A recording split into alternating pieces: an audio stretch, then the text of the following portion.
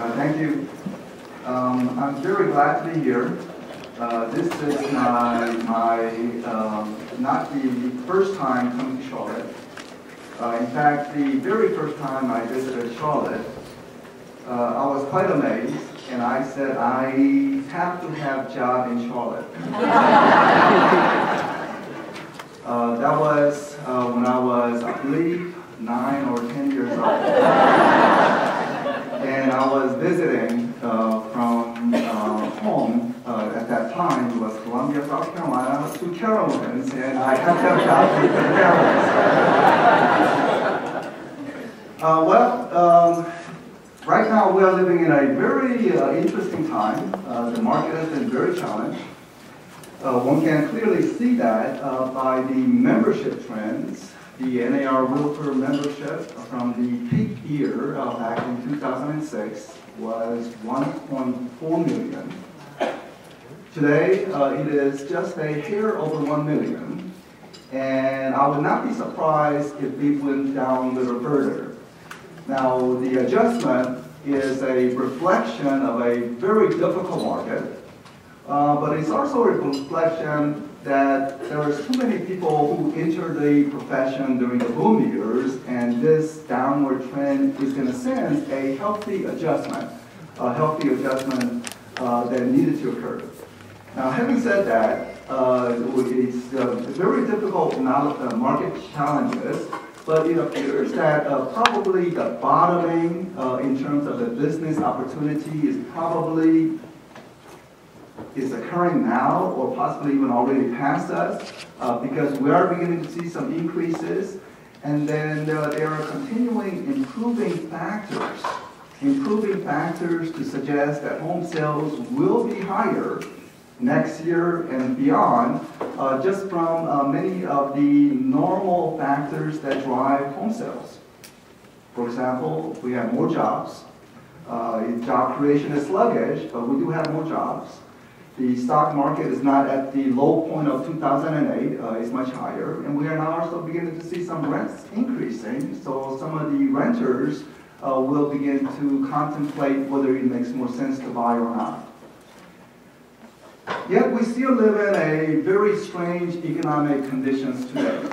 And when I say strange, it is that it has never, not to use a cliche, it has never been a better time to buy by any metrics. One looks at home values, one looks at the mortgage rate conditions. It clearly has never been a better time to buy. Yet people are not buying. In fact, it's only very, very few people are entering the market. And certainly it's a little better now than 1 year ago, but 1 year ago was very depressed levels. But not that many people are buying to this very affordable housing opportunity conditions.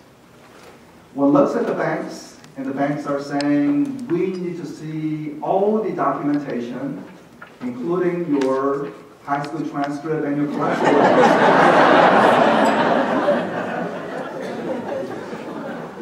So underwriting standard has clearly swung the other way from the very lax underwriting standards of 2005. I mean, it was in essence the credit market bubble that led to the housing market bubble. Easy credit led to the housing market bubble. Now the credit is very, very stringent.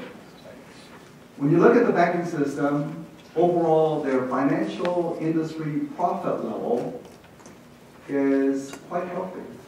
In fact, last year, financial industry recorded a record high profits. This year will not be record, it doesn't look like a record, but it would be something similar, something similarly high. Yet, if one looks at the bank stocks, Bank of America, Wells Fargo, they are sinking. So the companies are making profits. They have plenty of cash reserve, yet the bank stocks are sinking because of uncertainty they face regarding regulations, regarding various lawsuits against the banks, how that will be settled. So you have a very strange situation. Buyers, never been a better time to buy. Yet the banks are denying the mortgages, even though they have plenty of cash reserve. Their profits are high, yet their bank stock values are very low because some of the uncertain regulation and lawsuits. So it is a unusually strange situation. But I believe that the fundamentals that always drives the U.S. economy, the fundamentals that always drives home sales will come back. Perhaps not at the speed that we want to see, but it is coming back, which means that there will be a steady improvement. Now, we did have a shakeout on the Realtor membership, which means that as the business improves, at least there is less competition for business than before. So hopefully that many of you are able to take the advantage of the improving prospects that is likely to take place. I have several charts here just to give you some background on what has been occurring and how this will translate into the future. And this PowerPoint will be available to you in the website, or so it will be available to you to the local association websites. So you don't have to jot down every little note. So if there's something interesting, you may want to jot down. But the PowerPoint itself will be available, and perhaps one or two slides maybe you want to share with your clients who may have the financial wherewithal to enter the market, but they just don't have the confidence to enter, and you may want to just share some facts. So let's see where we are. First, I would go over both the national as well as the localized market, because some of the factors that influence the national picture also impacts the local market. This is the national home sales activity. The bars going up and down. During the boom years, it clearly overshot and it hit 7 million home sales in the U.S. And then since that time, it's been sliding down, and 2008, low point, 2009, some stabilization, slight increase, but that was due to the tax credit. 2010, and a half year of a tax credit. But in essence, the recent 3 years, a very low activity. In fact, that arrow, the blue line arrow, is what the home sales would be if we did not have a business cycle, just based on the normal population, job situation, and assuming that mortgage rates really did not fluctuate, what would be the home sales activity? So what it's implying is that the current activity is underperforming. 2011 data is not shown here, but 2011 will be very similar to 2010 data. So in essence, it's a 4 years of underperformance. And the gap, the underperformance level in relation to what it could be, is widening. So it's clearly a challenge market. But on the positive side is that it's implying that there could be a pent-up demand that is developing and is ready to possibly break out. But when will it break out? Is it going to be next year, from next year going to break out? Or is it going to be 2 years from now? Because it is underperforming, pent-up demand developing, and in fact, if one looks at the chart very closely, again, 2011 will be similar to 2010, and last time home sales were this low, it would have to be back to the about 1997, 1998 period, so that's something similar. That's about almost 15 years ago. 15 years ago, America had about 40 or 50 million fewer people. So in other words, we have 40 or 50 million additional people living in the country, yet home sales are only matching up with 15 years ago level. Now, part of the underperformance is due to the compensation for sort of overactivity, hyperactivity during the bubble years, too many buying activity. But even then, it's persisting at this underperformance for 4 straight years. So where are these 40 and 50 million additional people living if they're not buying home? Now, certainly it's difficult to get on mortgages. So what's happening? I mean, they must be living someplace. Well, the data shows that household formation has clearly slowed down drastically in the past 5 years. Household formation is a situation where if you have a growing population, but you don't have an increased housing demand, whether rental or ownership, because people are finding that 3rd or 4th additional roommate, or young adults are just moving back with their parents. So you have a population growth, but no increase in household formation or housing demand because people are, in essence, double up, triple up. But this is not sustainable. This year, another 3 million people. Next year, another 3 million people. So are you going to force 6 roommates onto the apartment units? And more people? That's just not possible. And if anything, human nature says that familiarity breeds contempt. Fourth roommate has to go.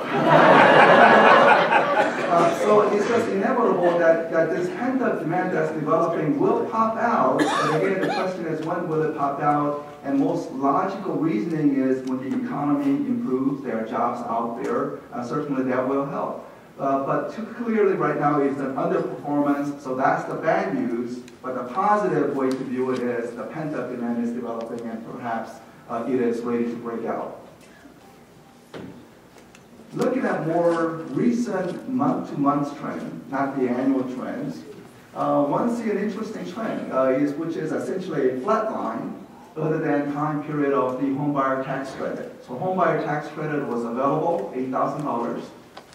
So people responded, and then home sales rose. That's because even in a difficult economic circumstances, with 10% unemployment rate, 90% of the workforce have jobs, and they are in a position to respond, and with the tax credit, some responded. If you remember carefully that there was a tax credit and it was going to expire, then it got subsequently extended another 6 months. So with the expiration of the first time tax credit appeared, you see that spike. Then after the spike, it deflated a bit. Then once the second tax credit was in place, or the extension of the tax credit, one see the second surge. But the second surge was less strong than the first surge, implying that potential for people who could respond were thinning out. And there was no further reason for another tax credit, and also given the high budget deficit, we don't want to add further to the budget deficit, even though the tax credit itself is a very small component of the huge budget deficit that we have. Tax credit, the cost to the U.S. government will be about $30 billion. Of course, the U.S. budget deficit is running at $1.4 trillion, $1.3 trillion, so $30 billion out of that is a very small amount of money in terms of the tax credit contribution to the budget deficit. So once the tax credit disappeared, one sees a large slump. But interestingly, even without the tax credit, one sees some natural healing process. People are still coming back to the market, perhaps because of the affordable conditions. Maybe some investors seeing great bargain opportunities. So people start coming back, and back to the flat line aside from the tax credit. Then interestingly, from about the beginning of this year, it began to slide down again.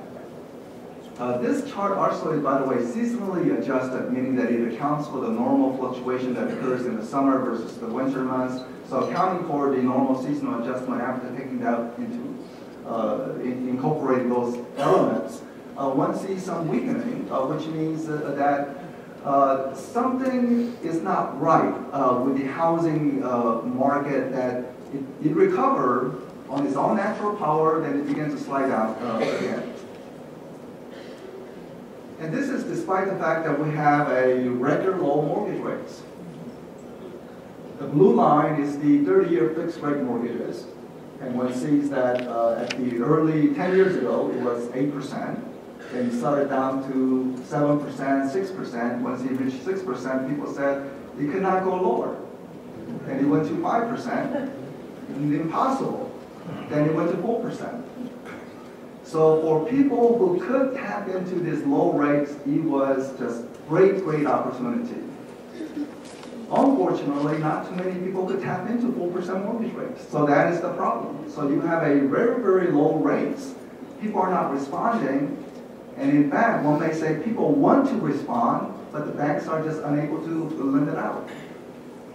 The red line is the Fed funds rate. This is what the Federal Reserve in Washington directly controls. Mortgage rate, Federal Reserve does not directly control. It tries to influence, hopefully it can bring it down, but it cannot directly control. Mortgage rates are determined by the bond market.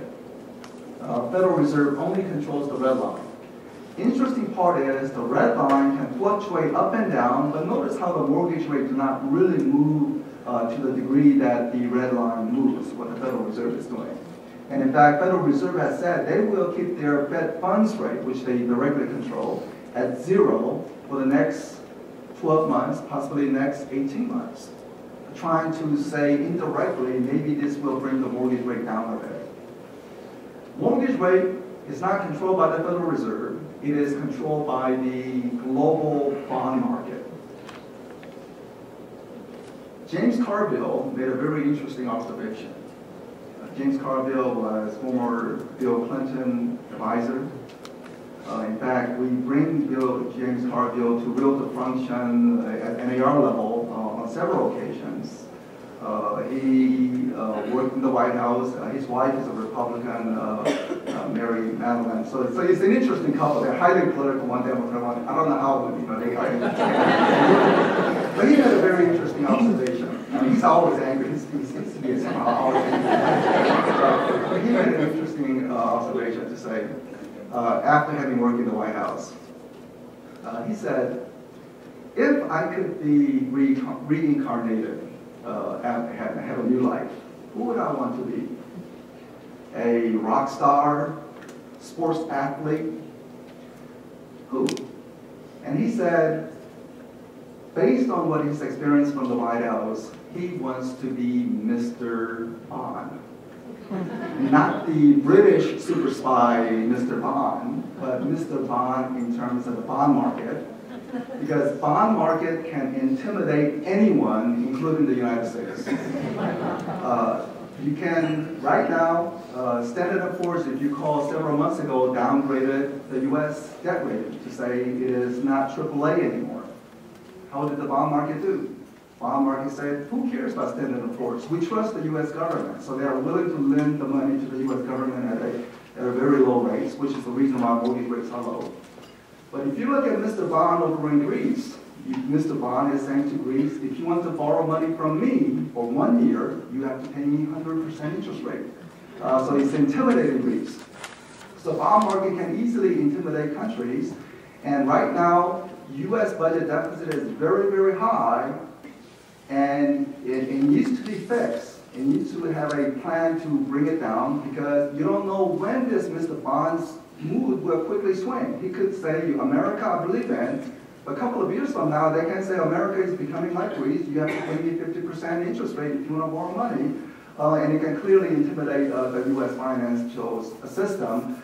So right now, at least, the high budget deficit has not impacted the U.S. government borrowing rate or the mortgage rate, but it could if it becomes unsustainable. So that's something that we need to be very mindful of.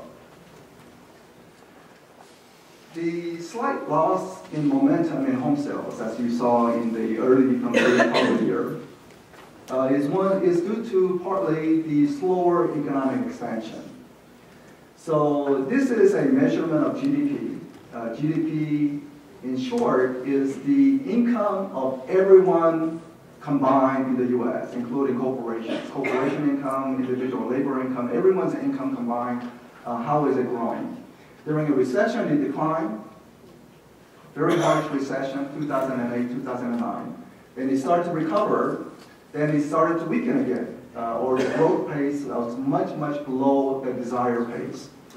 So because of this slow economic expansion, even though economists, statisticians will say recession is over, we are out of the recession. You talk to the people in the main street, they will say no, we are still in a recession. Because of the very, very slow economic expansion, and because people's perception in the main street that we are in a recession, things are difficult, that is holding back the home sales activity. And is clearly reflected in the weak consumer confidence. So despite what the statisticians say, consumers believe things are not right. The cheapest economic stimulus, maybe it will stimulate the economy, maybe it will not. And people are debating how effective the recent stimulus has been. Of course, the cost was very large budget deficit. The latest stimulus plan from President Obama the Congress is debating is unlikely, I think, going to pass. And even if it was going to be passed, many economists are asking how effective that would be, other than just adding more to the budget deficit. But the cheapest economic stimulus there is, that doesn't cost a single dollar of taxpayers' money, is if somehow the leaders of the country can boost consumer confidence. Very cheap. Consumers feel happy. They go out, they feel more excited about the economy, they do more shopping, more economic activity, naturally boost the economic activity. One thinks about Franklin Delano Roosevelt, Great Depression, also a time of war. You have nothing to fear but fear itself, trying to boost consumer confidence. President Truman, stop the blame game. The buck stops here. Let's move on. You can think of other presidents, maybe President Nixon. I'm not a crook, that's not a good example. Ronald Reagan, it's morning in America. Let's get things moving. So somehow, if there can be some inspirational way to bring the confidence up, that will be the cheapest economic stimulus out there. But right now, the consumers are, whatever they're listening, they're saying, well, we're unhappy. We're not happy with what's occurring. So right now, the consumer confidence remains in the tank, despite the fact that the economy has come out officially, statistically, out of the recession. In fact, I drew a line right at the 100 point, that if you see the red line straight across. That's an interesting point because I looked at the consumer confidence data related to presidential election, and what one finds is that, it started from about 1960, this consumer confidence index. It's a New York-based company. They ask people, a certain group of people, how are your finances? Assume you lost a job, is it difficult to find a job, and those type of questions. And based on that, they have a numerical score, and from numerical score, they average it out, and they come up with some figure. And based on when the Consumer Confidence Index was developed, it's interesting to note that any time the Consumer Confidence Index was above 100 at the time of election, the incumbent party won the re-election. If it was below 100, the incumbent party lost. So this is a signal to the current administration to say that if this trend was to continue, President Obama is very vulnerable unless he can bring the consumer confidence back up to 100. Is it possible? We have 12 months remaining, pretty much, before the election. And it's unclear. Last time consumer confidence was this low and there was a quick turnaround, Ronald Reagan was to do it, but he did it in more of an 18-month, 24 months time frame where he had a time to recover. So is 12 months enough of a time to bring the consumer confidence up? Maybe, maybe not. It remains to be seen. And also there's no guarantee that just because past prediction was right, that future prediction will be correct. So there could be other factors going on. And just want to be complete that this prediction only made a mistake only one time in this data series history, which was during the year 2000, when it clearly predicted that Al Gore would be George W. Bush. But of course, George W. Bush won the election. But if you remember, the popular vote actually went to Al Gore. So he may actually be a good predictor, or he's been a consistent predictor of popular vote throughout. North Carolina situation. This is for the overall state. So again, there was the boom years. But the interesting part of North Carolina was that even though there was a booming sales activity, it never led to the huge boost to home values. And in fact, one sees this common pattern in many southern states outside of Florida. Florida is a unique incident. It went through a huge boom and bust. But many southern states have increased sales during the boom years, but no increase in prices as much, drastic increase. There was just normal increases in prices, maybe a little better than average, but nothing like 40% increase or 50% increases. Because what happens generally in southern states is that if there's an increase in demand for housing, home builders just build more homes. So there's always more supply to meet the demand, so it always is in pretty much what economists call more equilibrium While in other markets, you can have increase in demand, but they don't produce more homes, so you would run into a shortage situation, and then you got a price boost. The Florida situation is very unique because they built more, they built plenty of homes, yet somehow the demand clearly exceeded even those production. So North Carolina went to the boom and bust, and again, very similar that home sales in recent years are matching up with about 10 years ago levels. This is the couple of price trend for Charlotte and Miami. So one clearly see that at least the prices, there was not a price bubble here in Charlotte compared to say Miami or Las Vegas. Amazing part of Miami or Las Vegas part, the red line, is that when the interest rates were rising, people were refinancing. So they are saying, okay, I have 7% mortgage rate, but I want to refinance into 8% mortgage rates. And you say, how is that? Well, during the bubble years, they didn't care about mortgage rate, they just care about cash outs. They said, I want to refinance, give me that $20,000 back. So because of the cash out, and of course, once there was a crash, they realized that because of so much cash out, they don't have equity. Now they quickly go underwater situation. Even some of the, say, more responsible homeowners who did not do cash out, they saw the bubble, maybe they bought, unfortunately, at the height of the bubble, so no fault of their own. They bought a home, yet the prices were declining, and as a result, it placed them underwater situation, which is the reason that latest President Obama plan on refinancing, I think could help the country. And the plan is the latest one. I mean, there's so many acronyms, there HAMP, HARP, and everything, but this one is an extension of something called HARP. And this is trying to focus on responsible homeowners. Homeowners who have been making payments on time. So you have never missed a payment. You have making the payments on time, but because of some market situation, you are underwater, and because you are underwater, you cannot tap into that 4% mortgage rates. You cannot refinance. Under the plan, was in essence, would say reduce all the fees associated with refinancing, and let's get this underwater, responsible underwater homeowners into this lower mortgage rates, and hopefully by giving them lower mortgage rate, they have much less incentive to default. So that's the latest plan that's coming out, and I think that will be helpful. And I'm not sure how many people would respond or what the actual the dynamics will be, because they say they will reduce the fees. I mean, the higher fee has actually deterred some of the refinancing, but with the reduction in fees, it may help. And it's only under Fannie and Freddie backed mortgages. For most consumers, you say Fannie and Freddie, who are they? But even people who take out mortgage from Bank of America as Wells Fargo, and Bank of America likely would have sold the loan back to Fannie and Freddie. And if that's the case, some of the homeowners may be eligible for refinancing, even if they're underwater situation, as long as they have been responsible making payments on time. Charlotte market. So year to date is up 1%. That's very good.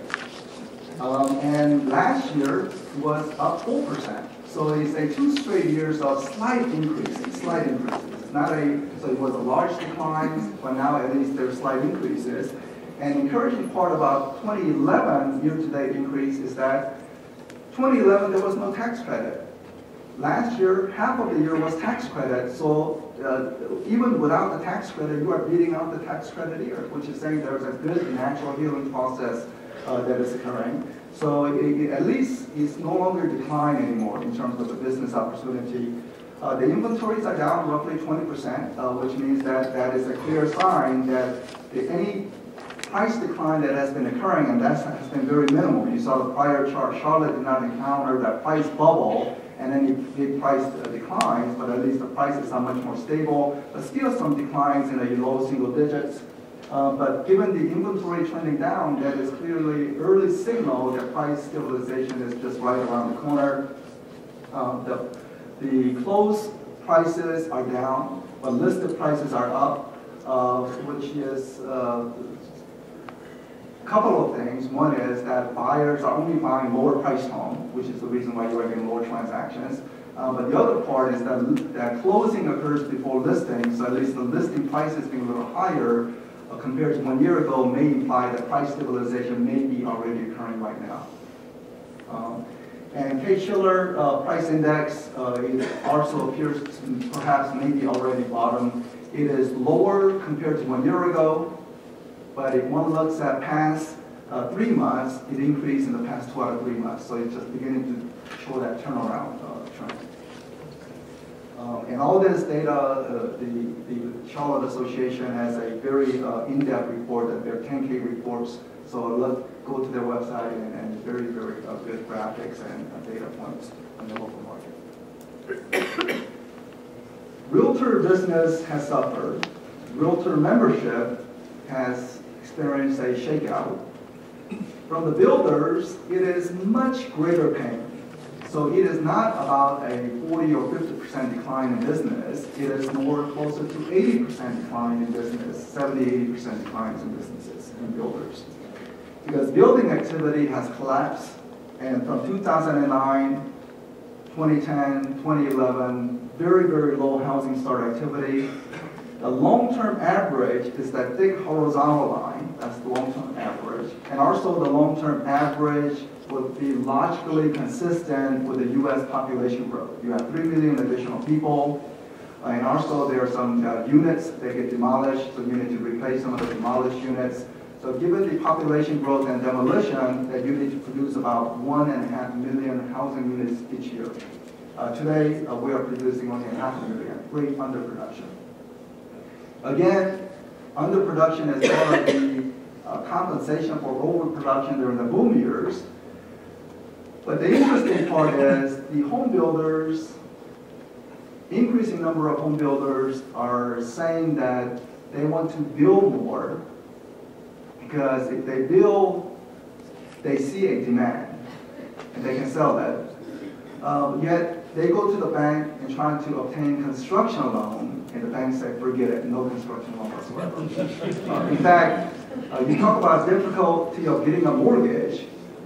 If you compare that to difficulty of getting a construction loan, it's an apples and oranges, completely different. Construction loan is just not available. And the reason why construction loan is not available is it doesn't have government guarantee. At least for mortgages, either FHA or eventual Fannie and Freddie, there is government guarantee. So there is some movement in the mortgage market, but not in the construction loan market. So many of the builders, they have to be very creative, get private investors involved or personal friends involved to get the money necessary to start building.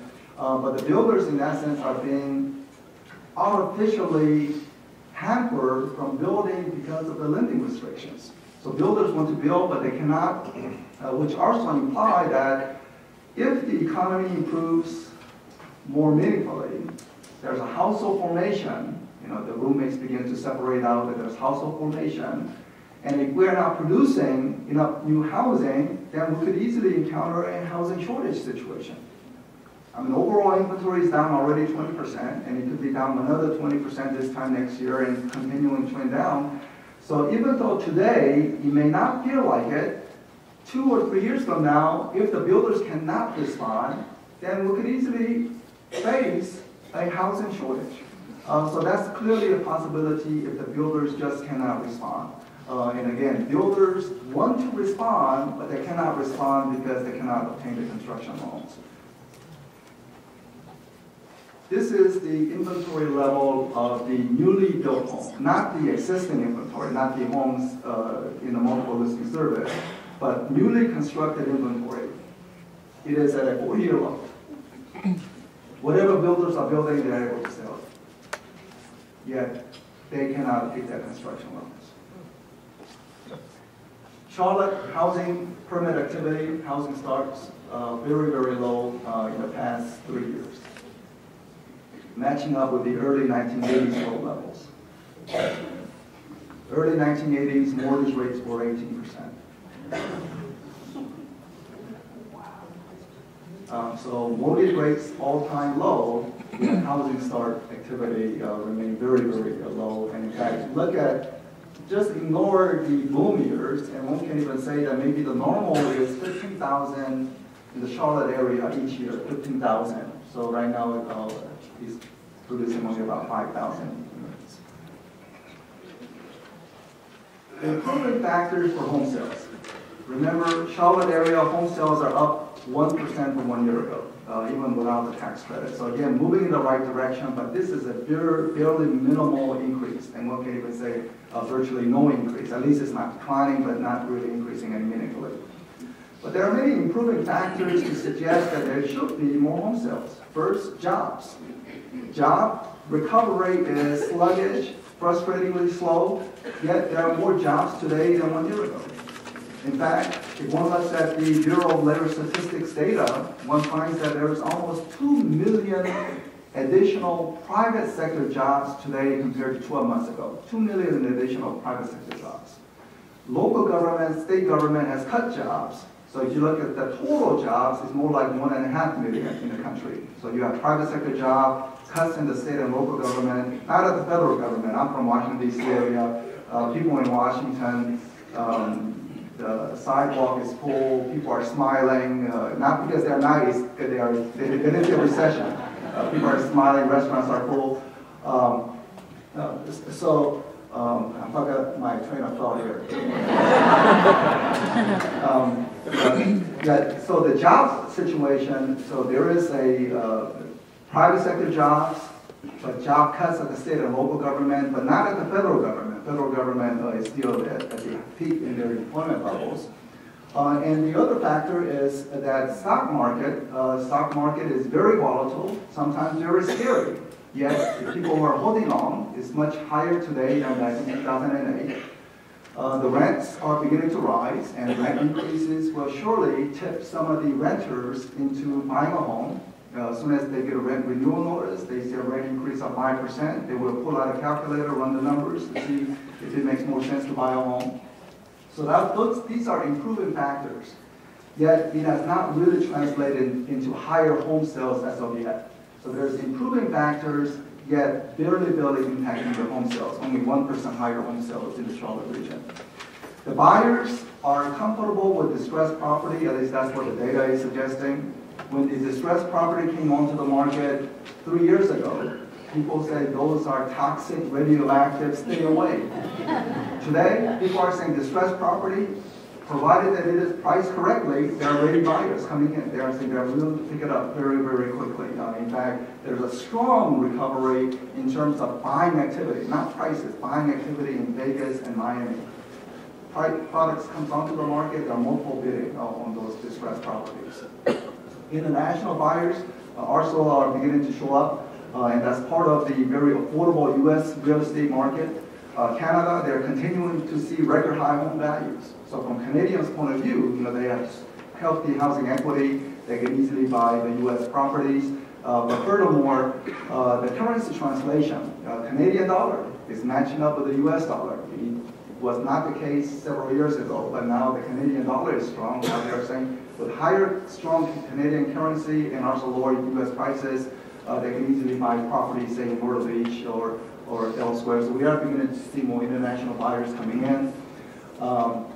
Smart money also appears to be coming into the market, and I will discuss what that means, but there is a huge potential positive as well as huge potential negative. Huge potential positive is this tight underwriting period comes to an end because banks have plenty of cash. They have plenty of cash to lend, yet they are not lending. And you say why they are not lending? Many different theories, ideas, and you can talk to the banks. They say we make too much loans. The bank examiners are all over us asking why do we make those loans, and they don't want to be hassled with all these regulators. Other people are saying banks have plenty of cash reserve, but they need to save those cash reserve for lawsuits and other issues, and therefore they cannot lend those money out. But continuing with each passing quarter, they are making more profit, so perhaps it's just inevitable banks will go into the business for which they were created, which is lending. So maybe it will begin to open up. Uncertain, but it could. It cannot possibly get tighter than what it is now. Potential huge negative, some of the discussion, policy issue that is being discussed in Washington, which I will go into detail. First, on the job front, 8 million job cuts during the harsh recession. Now, 1.5 million job creation from the low point. So still a long, long way to go before we go back to normal. But at least the worst appears to be over. And I think the reason why people are not celebrating in Main Street about this job recovery is, just using a football analogy, you give up 8 touchdowns, 8 million job losses. You give up 8 touchdowns, and now you score 1 or 2 touchdowns. Well, it's not time to celebrate. You know, the things are making a little better than before, but it's far from celebration time. North Dakota, no recession. Washington is a unique case. You know, all this federal dollar goes to Washington, and somehow the money sticks in Washington, so Washington never has a recession. But one looks at other economies, and you say, well, West Virginia is doing pretty well, but North Dakota is absolutely booming. They're just job creation, job creation, job creation. And I heard from this person in North Dakota, and I asked him, is it true that some entry-level job at McDonald's in North Dakota, they're getting paid $15 an hour? And he said, no, they're getting paid much higher. That's the truth. They have the labor shortage situation. There are people who deliver, who drive truck, delivering water. They are getting paid nearly $100,000 a year in North Dakota. So the market is booming. There's no housing problem, very, very little foreclosure, no default. So this is a testament that you have a good local economy, you will have a very good local housing market condition. But it's one of the very few areas where there is no recession in the U.S. Texas, fully recovered, meaning that they had a downturn, now they fully recover. And I think this was that impetus that brought Governor Perry went to either the presidential race on it. And in fact, at the Texas level, Texas Realtor Association, they immediately endorsed Governor Perry for the presidency. At the national level, NAR never endorses a president. In fact, NAR is a big player in Washington in terms of the political contribution and whatnot. And year in, year out, NAR contribution is very unique in the sense that half of the money goes to Democrats, half of the money goes to Republicans at the national level. We want to ensure that we have friends on both sides of the aisle. The housing issues, because it's very unusual because you look at the, say, American Law Association, you know, it's all contribution to one party. Then you have the Chamber of Commerce who contribute completely to one party. So NAR is very unique in evenly dividing the money year in, year out in Washington. Michigan, be fortunate that you are not living in Michigan. It's not a 3-year harsh recession, it is a 10-year depression. Job cuts, job cuts, job cuts. Many homes within the city limits of Detroit that used to go for, say, $200,000 are now selling for $20,000. People could actually buy a car. Buying a car is more expensive than buying a home in some parts of Detroit because of very, very difficult job market conditions in Michigan. Let's see what's happening locally. North Carolina saw an increase and dip, but no recovery. Yet maybe a slight signs of recovery. Certainly stabilized, but it's not the case of having fully recovered. So still a long way to go. But I also want to emphasize that North Carolina and in fact, other southern states typically do well over the long term. So it's been a very difficult economic condition in the past 5 years. So this is a more longer term chart for the Charlotte region from 1990 to 2011. The jobs back in 1990 was about 500,000 jobs in Charlotte. Then by 2008, right before the recession, it was almost 850,000 jobs. So a huge increase in terms of percentage-wise in a short 20-year time span. There's a huge increase in jobs. Then it hit a large bump on the road, huge bump on the road, so it stalled. But I think it's going to return back to the long-term path. So one looks at project out, assuming this trend was to replicate for the next 20 years, then one can easily say that the total jobs in Charlotte region could be something like 1.2 million by 2030. So there is a great long-term potential, and one consistently see it in the data as well. If one looks at among the current domestic population in the U.S., where are people moving to and where are people moving out? People are moving out of the snowy areas of New York, Massachusetts, and they're coming south. So there's net population gains, domestic population, not including immigration, just domestic population gains in North Carolina, Virginia, South Carolina, and this is sort of reflecting that long-term trend. So perhaps by 2030 things will be much, much healthier, but it's just a question of when will the home sales break out, when you will go over this harsh road bump that you encountered in the past 3 years. But the long-term situation is clearly absolutely upright. One data point that I love to see if the economy is recovering meaningfully or not is how many people are filing for unemployment checks each week.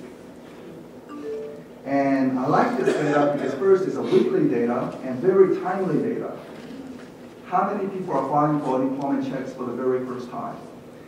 And that 400,000, that red line, is what I would consider sort of the barrier where you need to fall clearly below to say we have a very good, dynamic, growing economy.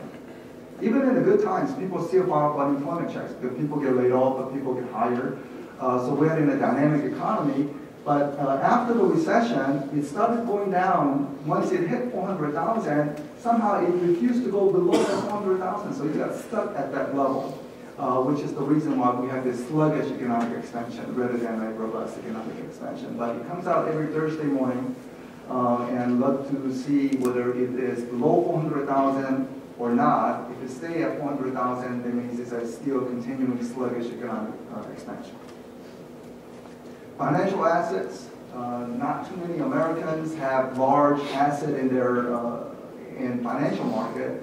There is an increasing number of people in 401k and others, but still it's the housing equity that is much more important for most Americans compared to financial wealth. But still for the upper end, one can say that financial asset has clearly recovered nicely, and therefore at least this could be a source for buying more expensive home, at least among some groups. Also buying a second home. The second home market has been dead with Asheville or Outer Banks in North Carolina. But they could slowly revive because the financial asset is recovering. But the most Americans have their wealth tied to their housing. First, most Americans, as they make their mortgage payments, part of their mortgage payment is principal. So you are reducing principal, so you are building equity. But other parts, component of the housing equity is home values. Home values rise, that's part of the equity. But what happened to home values was that there was a large crash, particularly Miami, Vegas market. So there was a large decline U.S. overall. Charlotte area, it would not be this big fluctuation. I mean, there's no specific data for Charlotte. But since you saw the price trend in the Charlotte as not as volatile, it would not be drastic. But one thing about housing equity is also important for business. If you are a small business owner, or you have a great idea and you want to start a small business, you cannot just go to Wall Street and say, I want to issue AAA bond and get some capital. You just cannot do that. Most people start their business by their own personal savings, and they recognize their personal savings is insufficient, so they look for the family members or close friends, and even that is insufficient, so they look for their housing to say there's a housing equity, I want to borrow against housing equity. So that's how they start businesses. But given the weakness in housing equity, that means small business startup would be slower than normal. And small business is the heart of American business enterprise. We need that small businesses to kickstart. Yet small businesses may not kickstart because of the weakness in housing equity, which also means from Washington policy point of view, don't do any damage that could potentially further harm housing equity. And that includes things like changing the mortgage interest deduction, putting any additional barrier to home value recovery, because if one does that, then it's going to hurt small businesses. And some small businesses become big. One looks at Steve Jobs. He started just from his garage. I don't know where he got his money to expand. Maybe he was part of housing equity. I don't know. But it was a one-man shop, and before you know it, he has several thousands of people working for him. Microsoft started similarly. Bill Gates had his garage, and then he grew and started hiring hundreds, thousands of people in the Seattle region. One looks at Disney. Disney is not Mickey Mouse, but it's actual person, Walt Disney. He was struggling artist in Kansas, and then he just could not do anything in Kansas. He decided to go to Hollywood. He was so poor. He lived in a basement of some rental place, and then the only company they had was Little Mouse in his trash can. And from that, he decided to draw Mickey Mouse. But now Disney has hundreds of thousands of employees. So some of the small businesses can really begin to expand and develop a new product that we never imagined before. So we need to have small businesses test ideas, but they may not be able to test ideas as long as housing equity remains low, which means that if housing equity is recovering, let it happen, let it happen. Don't put any hindrance to that recovery. The rents. Another improving factor for home sales. Again, many renters are not in a position to buy, but some renters are. And with the rising rents, they will begin to tip some renters into buying a home. And also, in light of the fact that housing bubble and crash, we need to recognize not every renters can become homeowners, or not every renters can become homeowners at a certain period in their life. Maybe at a later point in their life they can become homeowners. So we need to assure that we have a successful, sustainable homeownership policy, and not everyone can become homeowners, but rising rent will begin to tip some of the financially qualified renters into thinking about buying a home, and as rents continue to rise, that will force more and more renters into thinking about home ownership. So again, for 2012, for home sales, I think it's a little better than 2011 because of higher stock market, more jobs, rising rents, and other factors. And in fact, this is home price to rent ratio from 1980 to today by index measure. So what this shows is that rents and home values rise 1-for-1 historically. Only time it broke down was during the bubble years. Home values rose way too much in relation to the rents. Then home values collapsed. Now home values are actually undervalued in relation to the rents by historical metrics. So what this implies is that if the rents are rising 3%, then surely home value should be rising 3% or even 4 or 5% to compensate for some of the overcorrection. Yet right now home values are not rising. It's still remaining either a slight decline or flat, and hence that given continuing rent increases, it's inevitable home values will catch up, and after it catches up, it should be back to 1-to-1. Rent rises 4%, home values rises 4%. Delinquency situation still remains elevated. So green is North Carolina, red is the U.S. So North Carolina, at least it suffered less harsh foreclosure situation than the rest of the country because it is a little lower, but it's still high compared to what North Carolina is used to, which implies that there will be continuing distressed home sales activity in 2012, possibly even 2013, because people are delinquent on their mortgages. At some point, a good portion of this delinquent mortgages will turn into foreclosures. So there will be continuing foreclosure of property coming onto the market next year. But as long as there is demand, it's not a problem. So as long as foreclosed property comes onto the market, there's demand to soak it up, that's not a problem. The problem is when this distressed property into the market and there are no buyers, then you have a problem. But the current indication is there are buyers. So it's not a problem. And this is a necessary cleansing, adjustment thing that needs to occur for the past sins, past lending mistakes of the bubble years. But it is taking time. It's not a one-year clearance. It's taking several years to clear out. So distress sale makes up about 1/3 of all transactions, and I think it will continue to remain significant the next couple of years. And I know that short sales come with frustrating. But if you said, I'm not going to deal with short sales, then you could be missing out on about 1/3 of the market. Delinquencies still remain elevated, even though it appears topped out.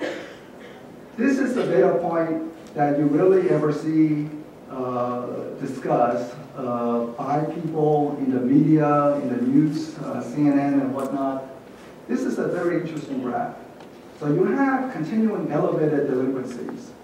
But the elevated delinquencies are people who took out mortgages during the bubble years, not the people who took out mortgages in 2009.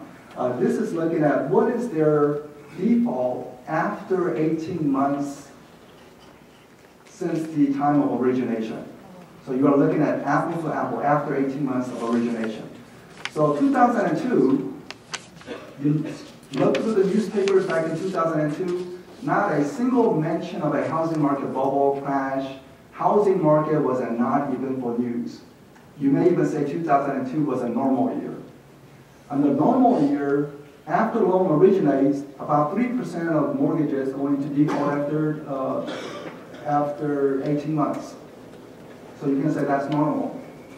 When the home values were declining, look at the huge default rates. 2009, people who took out mortgage in 2009, nearly everyone are successful homeowners. So when you see high default rate and you have a potential client to say, well, I have the money to buy a home, I'm thinking about entering the market, but I constantly hear this default rate and I don't want to be one of those.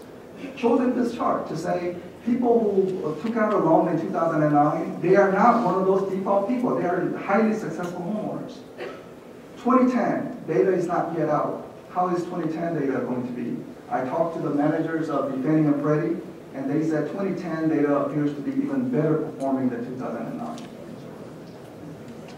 In fact, Fannie and Freddie, they made mistakes in the past. But right now, as a government entity, they are making profits on recent borrowers. They are making good profits. They are reporting net loss because of the bubble mistake that's still going through the system. But if one looks at the recent loans, they are making good profits on the recent loans currently.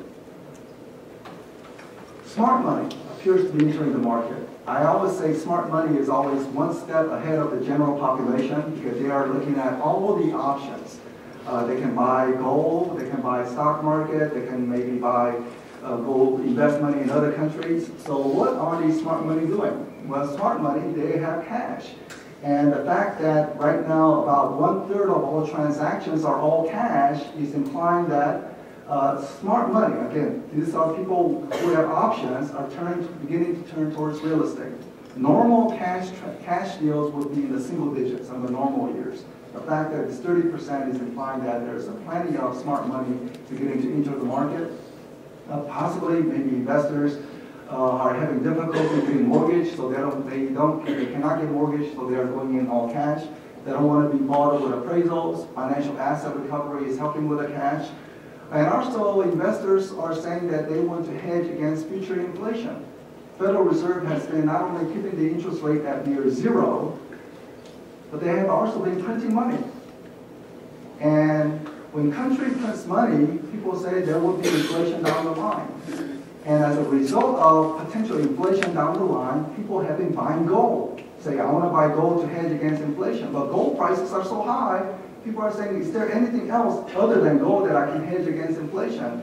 And real estate has historically served as a good hedge. One looks at Germany after the First World War. German government printed money because they needed cash, so they just printed money. They cannot raise tax revenue, and they had hyperinflation. Nearly all Germans lost everything they had. All the savings they had became worthless. Only Germans who had some level of financial stability were people who owned real estate, because real estate kept up with the value of inflation. So in the U.S., given so much printing of the money by the Federal Reserve, some people are saying that maybe there will be high inflation in the future, and therefore I want to hedge. I've been buying gold, but gold is expensive. Now I want something else. So now people are looking towards real estate. I will say that the probability of hyperinflation in the U.S. is zero. It will never happen. But high inflation is certainly a possibility. High meaning maybe 5–6%. Inflation rate, that's certainly a possibility. And again, even at that inflation rate, people want to hedge. Another hedging is some people are looking at that very underproduction of new homes, and they are saying there could be housing shortage a couple of years from now. I want to buy before there is housing shortage, so they are buying today. But these are limited to people with cash, people who have the options. Most consumers are middle-class consumers that don't have the opportunity to go in. They just want to get the mortgage and buy a home, but the mortgage underwriting is very stringent. One interesting thing that I've been hearing increasingly is empty nesters, so the baby boomers. Some of the fortunate baby boomers with some cash, say $100,000, sitting on the bank. They realize the interest payment they receive from the bank is zero. They're not getting hardly anything from the bank. So they're now buying homes, all cash, for their kids. And telling their kids to say, you pay me 6% mortgage rate. The 6% mortgage rate is better than zero at the bank. So it's not open to all, because you have to have cash to work this, but some are doing this, given the great buying opportunity. Real estate, this is the real estate versus consumer price inflation. Historically, it moves very similarly. Only the bubble and crash, it did not move similarly. So again, one can say bubble and crash, unusual time, everything broke down. So it broke down. But now we are past the bubble and the crash. Now we are becoming back to normal, so maybe real estate can serve as an hedge. Inflation, in fact, is rising. It's close to 4%. Maybe you will go to 5 or 6%. I don't know. I think it's beginning to top out at 4%, but it could easily go up to 5 or 6%. In fact, Social Security check recipients, past couple of years, you received zero cost of living adjustment because America said there is no inflation. Next year, Social Security checks will rise by about 3.5 to 4%. For the workers, you don't get cost of living adjustments. You get worker salary increases, and salary increases have been about 1.7%. So many workers are falling behind in relation to the inflation. Now, people on the commission, I mean, that's completely different. It fluctuates violently. But the situation is consumer price inflations have already approached 4%. It may go up to 5 or 6%. And there are some indication that it could go to 5 to 6% because consumer prices are up 3.9% on the latest data, 3.9%. Producer prices are up 6%, what the companies are paying for their products, on finished products. For intermediate producers, produce business-to-business activity, it's up 7%. For early stage of production, they're paying 24% higher for everything they buy. So the companies are paying more for what they're buying, so maybe some of this will translate into higher consumer prices at some point, or maybe not. Because one thing about producer prices is that it's very volatile. It can go up a lot, then it can go down a lot. So far, it's been going up and up, but it could easily go down. It has not yet gone down. But if producer prices continue to increase, then surely some aspect of that will filter into higher consumer prices. Upside potential. It's all about underwriting standards. Banks have plenty of cash. Are they going to loosen up? And I did some scenario. This is the credit score of those people who are taking out loans today. For FHA mortgage, historically, people who took out FHA mortgage, their credit score was 650. Today, it's closer to 700 for FHA loan. For Fannie and Freddie Mac mortgage, historically, credit score was 720. Right now, credit score today is about 760.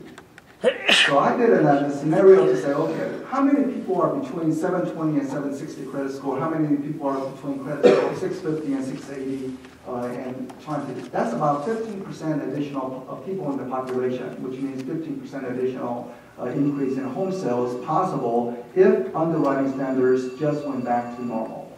We don't want the bubble years. We don't want the bubble mistakes. We want a successful home ownership. Just get back to normal. We're not back to normal, but if the underwriting standard was to go back to normal, then we could have a 15% home sales increase easily. I mean, imagine your business activity rising by 15%. That will be a meaningful increase rather than the 1% increases that you've been seeing. Downside potential, and it's coming from Washington currently. QRM stands for Qualified Residential Mortgage, and is part of the regulation that will go into effect middle of next year. Middle of next year, it will go into effect. What does this new regulation say? Well, it was initially proposed, and there was a lot of discussion. Discussion phase is over now. It's behind some regulatory office, and there are some civil servants, bureaucrats working through, and they will determine what the final rules will be that will come out middle of next year. When they were initially discussing, they were saying 20% minimum down payment for anything that doesn't have government backing. If it has government backing, then maybe it will be separate rule, but it doesn't have government backing, it will have 20% down payment minimum. Well, today, 90% of mortgages does have government backing. So you say, well, that's not a problem because it's only 10% of the market. But Washington is saying that in the future, government's role in the mortgage market will greatly shrink, which means more and more people will be facing 20% potential down payment. We are fighting this to ensure that it doesn't happen.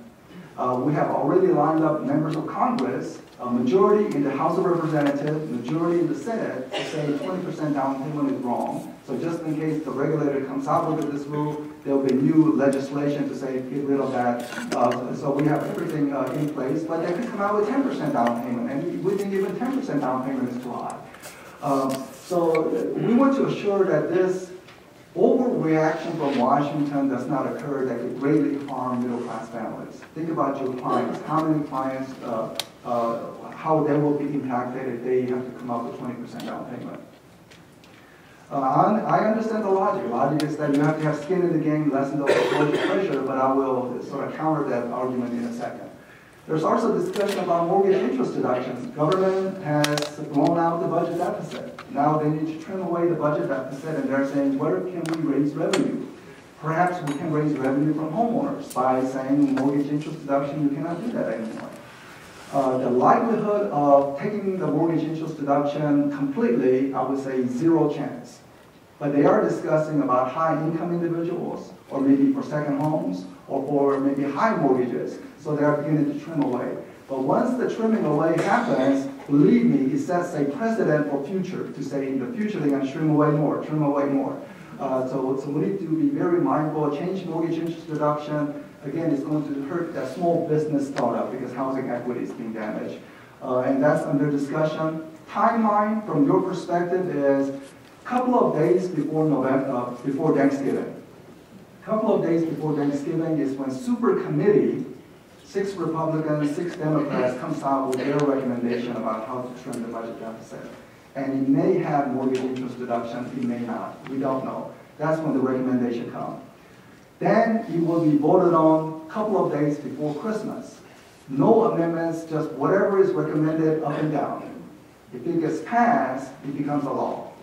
If it doesn't get passed, then there's some automatic trigger, things like defense spending cuts and other things that automatically begins to trigger from 2013.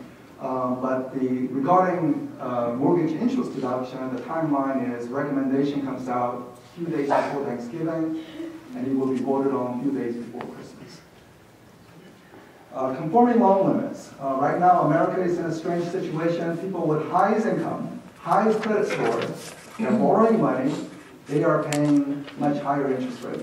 You say less default risk, it should be lower mortgage rates. But people who have to take out jumbo mortgages, it doesn't have the government backing, they are paying much higher mortgage rates. Washington is trying to trim away the loan limit, which means more and more people will face jumbo mortgages and not that 4% mortgages.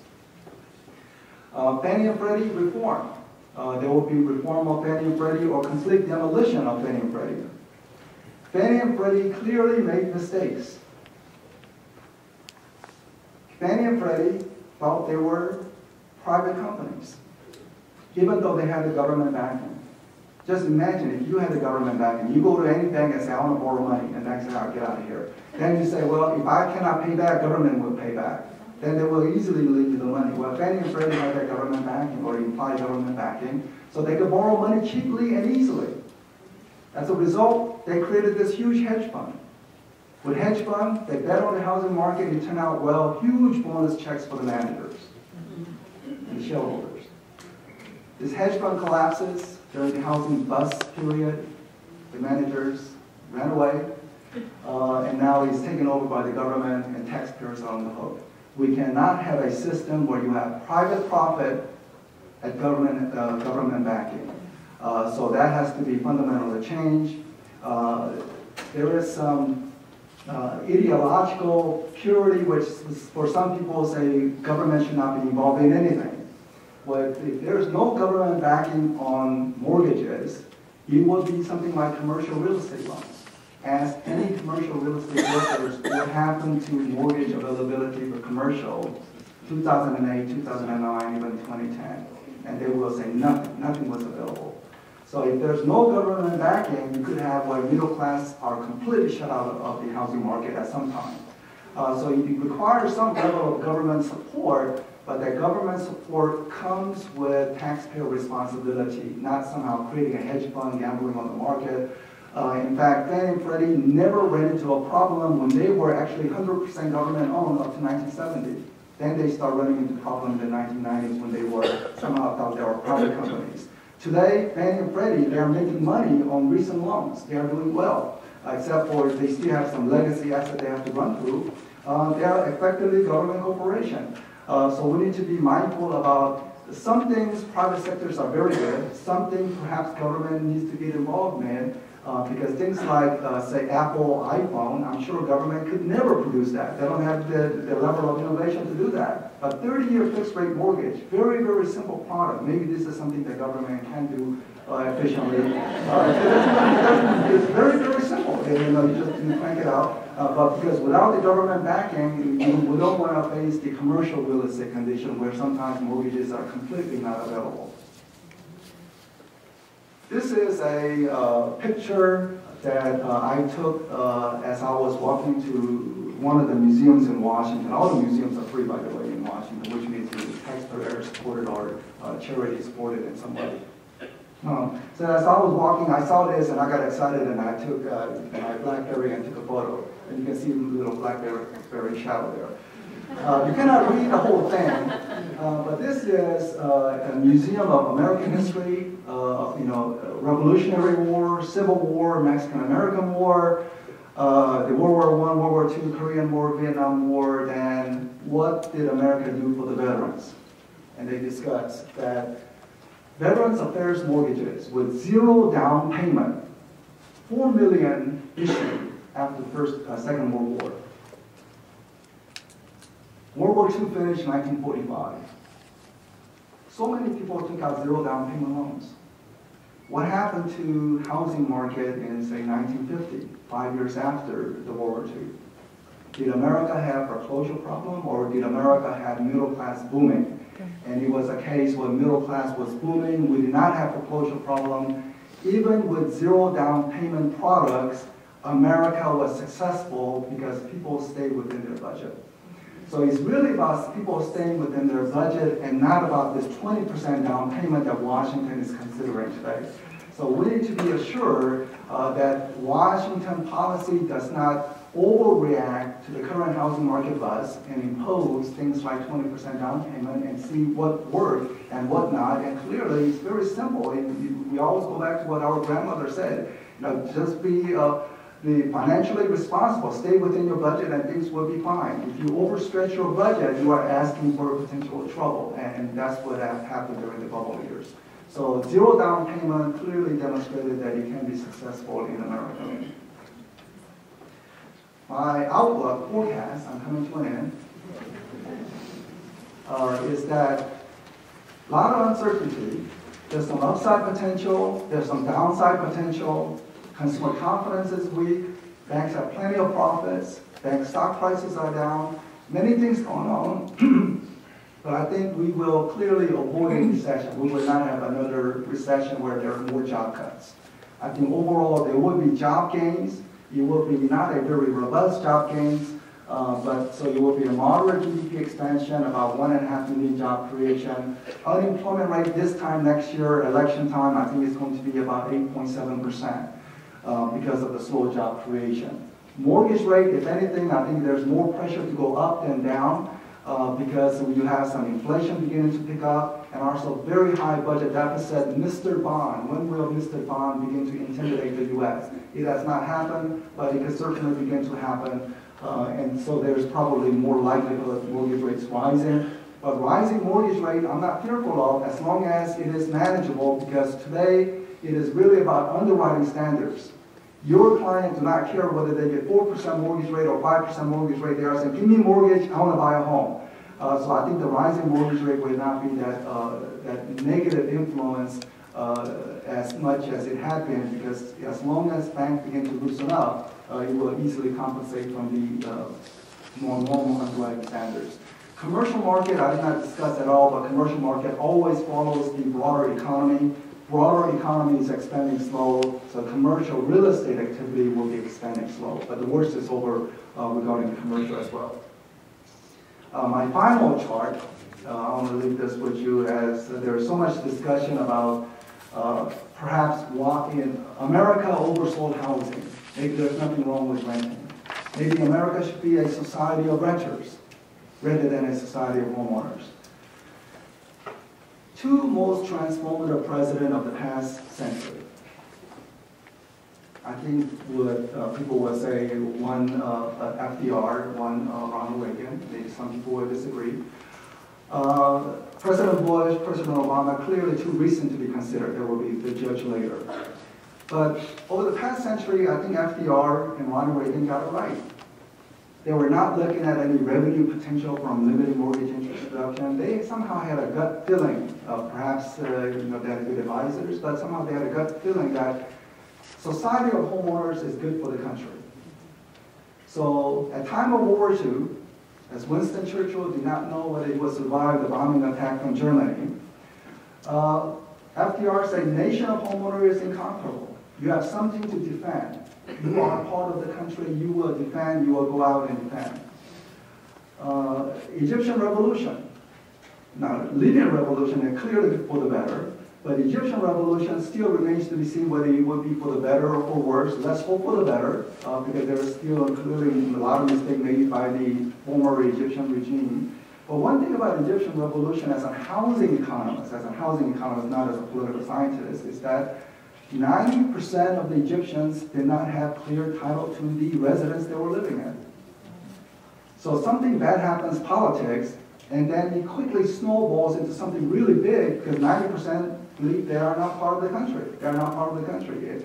But if you have a super majority, like in the US, 60–65% of country homeowners, if you are owning a piece of the land, then you feel part of the country and you want to assure there is a social stability in the country. And America has the most stable country among all the countries in the world. So maybe there's some intangible, clearly very, very big intangible value to home ownership.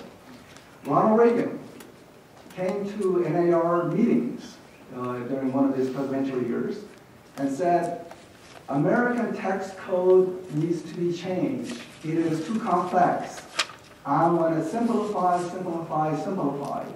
but don't touch the mortgage interest reduction. Because again, he somehow believed that there is American dream, part of the American dream means owning part of America through home ownership. So we need to be mindful of this, because there's so much discussion today in the magazines, Time Magazine, Newsweek, nation of renter. Maybe there's nothing wrong with it. Home ownership is way oversold. We don't want to suffer the consequences of this housing boom and bust. We don't want to suffer. And there was clearly credit market bubble mistakes. So we need to be responsible, but trying to overreact, go, pendulum completely swinging the other way, I think is a wrong mistake to do. So thank you for your patience and listening, and